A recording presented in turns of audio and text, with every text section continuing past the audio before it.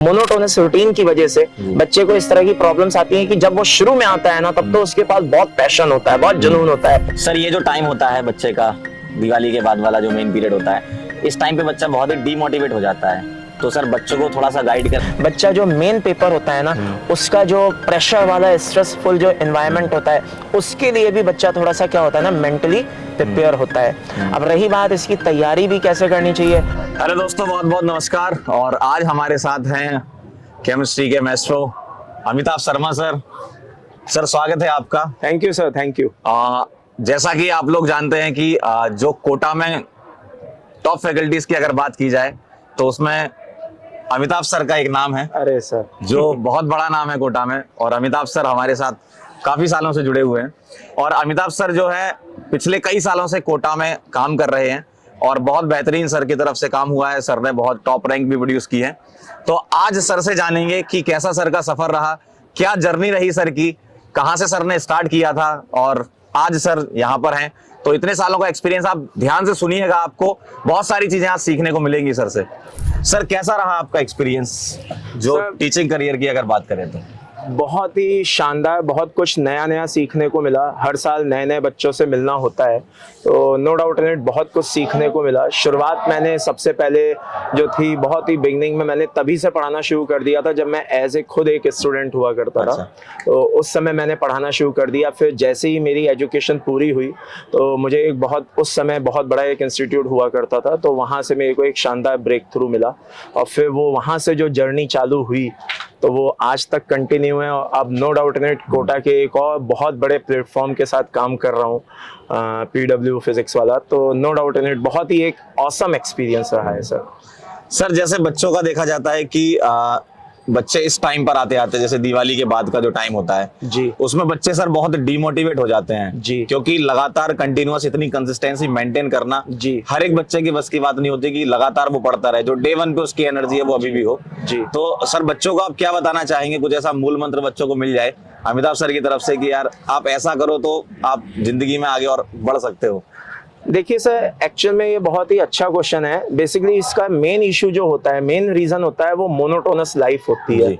बच्चा क्या होता है ना, घर से कोचिंग आ रहा है, कोचिंग से घर आ रहा है, अच्छा रूम पे जा रहा है तो उसके पास एंटरटेनमेंट के लिए कुछ भी नहीं है। वो सब एक बहुत ही एक बहुत ही ऐसी लाइफ जी रहा होता है। तो इस वजह से क्या होता है, थोड़ा सा एक मोनोटोनस रूटीन की वजह से बच्चे को इस तरह की प्रॉब्लम्स आती हैं कि जब वो शुरू में आता है ना तब तो उसके पास बहुत पैशन होता है, बहुत जुनून होता है, मैं ये कर दूंगा, मैं वो कर दूंगा। लेकिन टाइम के साथ साथ वो क्या हो जाता है, थोड़ा सा डीमोटिवेट फील करने लगता है। एक पेपर में मार्क्स अच्छे नहीं आए तो अपने आप को डीमोटिवेट फील करेगा, अच्छे आ गए तो थोड़ा सा खुश भी हो जाएगा, लेकिन कोई ना कोई उसको ऐसी चीजें मिलती रहती हैं जो उसको डीमोटिवेट करती रहती हैं। तो इन सब से बचने का बस एक ही रास्ता है कि वीक में कम से कम एक दिन वो ऐसा रखे जिसमें कम से कम वो अपने आप को थोड़ा सा रिलैक्स कर सके, अपने आप को एक मेंटली जो उसके ऊपर एक प्रेशर है उस स्ट्रेस को वो कम कर सके। म्यूजिक सुने, योगा पे ध्यान दे, थोड़ा सा हल्का फुल्का कुछ कहीं घूम ले, अपने यार दोस्तों से, अपने पेरेंट्स से बात करके अपने आप को इजी वे में अपने आप को इजी करने की कोशिश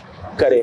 सर इस टाइम पे बच्चों का बैकलॉग भी हो जाता है क्योंकि काफी हद तक सिलेबस बच्चों का हो चुका होता है। जी। कुछ बच्चे कोई बीमारी की वजह से भी छूट जाता है उनका कोई चैप्टर, कुछ बच्चे शुरू में उतने सीरियस नहीं होते हैं। जी। तो सर बैकलॉग के लिए क्या स्ट्रेटजी होनी चाहिए कि बच्चे का बैकलॉग क्लियर हो अच्छे से?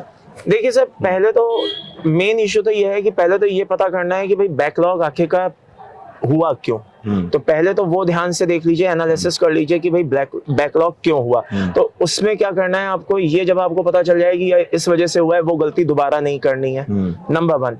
नंबर 2, बच्चे की क्या होती है, टेंडेंसी होती है बस मैंने सोचा और मेरा बैकलॉग पूरा हो जाए और वो इस सोचने में ही अपना आधे से ज्यादा समय निकाल देता है। मैं कहता हूँ भाई करने से ही सब कुछ होगा। तो क्या करे, पहले ये देखे कितने चैप्टर्स उसके छूटे हुए हैं जो उसके लिए एक बैकलॉग का काम कर रहे हैं। फिर ये देखे कि एक नंबर ऑफ डेज में उनको मैनेज करे, क्या मुझे एक हफ्ते में इस चैप्टर को फिनिश करना है विद थ्योरी विद क्वेश्चन, और अपने आप को थोड़ा सा टाइम देना सीखे। सर एक बहुत बच्चों के दिमाग में डाउट होता है कि थ्योरी ज्यादा पढ़नी चाहिए, क्वेश्चन ज्यादा लगाने चाहिए, क्योंकि दो टाइप के बच्चे होते हैं, मैंने भी देखा है कई सालों में कि बच्चे कहते हैं सर थ्योरी ज्यादा पढ़ता हूं मैं, थ्योरी पहले क्लियर होगी तब जाके मैं क्वेश्चन बनाऊंगा।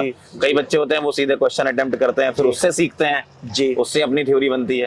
तो सर आप क्या सजेस्ट करेंगे बच्चों को, किस तरीके से बच्चे को पढ़ना चाहिए? वैसे इसमें तो कोई शक नहीं कि हाँ भाई पहली बार में थ्योरी तो नेसेसरी है, इसमें कोई शक नहीं, लेकिन मैं ये चाहता हूँ कि जब आप थ्योरी पढ़ रहे हैं तो थोड़ा आप वहां पे फिजिकली नहीं मेंटली भी वहां पे प्रेजेंट हो। प्रॉपर थ्योरी को फिनिश करने के बाद फिर सबसे जो अहम रोल होता है, मेन रोल होता है, सब वो क्वेश्चन प्रैक्टिस का ही होता है। और उसमें मैं ये एडवाइस करूंगा कि हमारी जो मॉड्यूल्स हैं, हमारे जो डीपीपीज हैं, ये सफिशिएंट हैं, ठीक है ना, और इन पे आप पूरा फोकस कर सकते हैं। क्लास में जो टीचर आपको नंबर ऑफ क्वेश्चंस इतने सारे थ्योरी के साथ साथ करा रहे हैं, उन पे फोकस कर सकते हैं। और एक छोटी सी और एडवाइस होगी, होता क्या है सर, जब तक हमारे क्वेश्चन बन रहे होते हैं ना, हम क्वेश्चन बनाते रहते हैं, ये नहीं करना चाहिए सर। और सर कई बार ऐसा भी देखा गया बच्चों में कि जैसे 8 चैप्टर हैं जी, तो उसको 4-5 चैप्टर बहुत अच्छे आते हैं तो वो उसी को करता रहता है जी, और 2-3 चैप्टर जो बचे हैं वो छोड़ देता है, जबकि 2-3 चैप्टर उतने ही इंपॉर्टेंट थे जितने पहले वाले थे। बिल्कुल ऐसा भी देखा गया। रिवीजन में सर सबसे इंपॉर्टेंट ये होता है सर कि जो चैप्टर आपको आता है उसके क्वेश्चंस पे आप इतना ज्यादा फोकस मत करिए, बजाय उन क्वेश्चंस पे ज्यादा फोकस करिए, उन चैप्टर पे ज्यादा फोकस करिए जो आपके एक्चुअल में वीक है। सर ये जो टाइम होता है बच्चे का, दिवाली के बाद वाला जो मेन पीरियड होता है, इस टाइम पे बच्चा बहुत ही डीमोटिवेट हो जाता है, तो सर बच्चों को थोड़ा सा गाइड करें, थोड़ा सा मोटिवेशन दे दें कि बच्चा फिर से उठे और लड़े अपने लिए। सर देखिए, अच्छा वक्त लाने के लिए अगर कोशिश करनी है तो वो कोशिश कब से शुरू की जाए, इसके लिए कोई स्पेसिफिक टाइम नहीं होता सर। जब सामने प्रॉब्लम है बस आप उसके पीछे पड़ जाइए, उसको एज ए चैलेंज एक्सेप्ट करिए और आप कोशिश करिए कि नहीं, चाहे कुछ भी हो जाए, मुझे इसको क्या करना है, इस मुसीबत को, इस प्रॉब्लम को हराना है। देखिए मेरा जो पर्सनल व्यू है, जो प्रॉब्लम्स होती हैं that is just like a street dog. अगर आप भागोगे तो वो आपको भगाएंगी, अगर आप डट के खड़े हो गए तो फिर वो पीछे हट जाएंगी। सर इस टाइम पे बच्चों का सिलेबस कंप्लीट होने वाला होता है, तो बच्चे क्या फुल टेस्ट भी देना चाहते हैं, मॉक टेस्ट भी देना चाहते हैं, तो AITS का क्या इंपॉर्टेंस होता है बच्चे की जिंदगी में जब वो तैयारी कर रहा होता है? सर सबसे पहले तो मैं एक बात क्लियर कर दूं कि कभी भी बच्चे को पेपर स्किप नहीं करना चाहिए। जैसे कोई भी टेस्ट सीरीज उसने ज्वाइन की है तो वो उसको स्किप नहीं करनी चाहिए।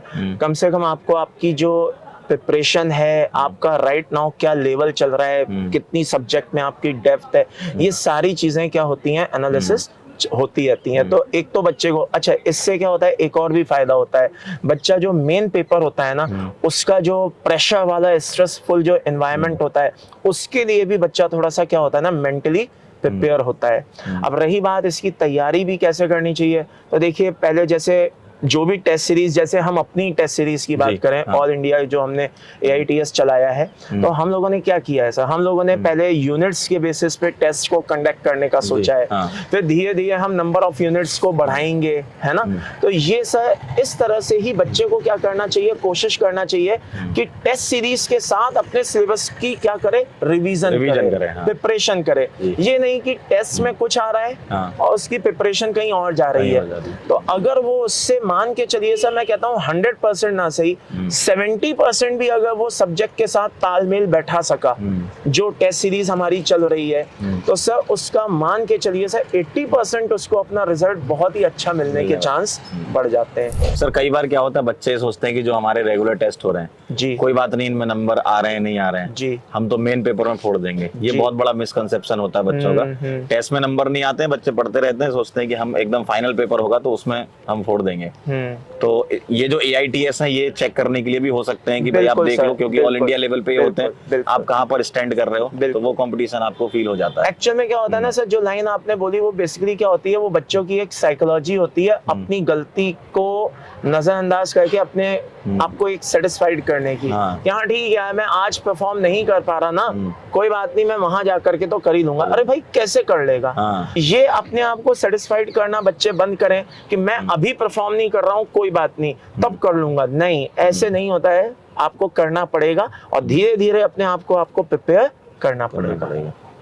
ठीक है सर, तो बच्चों को आपने बहुत अच्छा गाइड किया और जितने बच्चे हम लोगों को सुन रहे हैं, जो भी आपने देखा, अभी जो भी आपने सुना, उससे कुछ सीखें और जो भी सर ने स्ट्रेटजी बताई उसको अपन फॉलो करें, और जो AITS हो गए आपके, जो बैकलॉग हो गया आपका, ठीक है, जो भी आपकी तैयारी में चीजें जरूरी होती हैं उसके बारे में सारी चीजें आपको बताई गई हैं सर के द्वारा। Thank you so much sir. Thank you sir, thank you, sir, thank you. है ना, और मिलते हैं बेटा नेक्स्ट वीडियो में।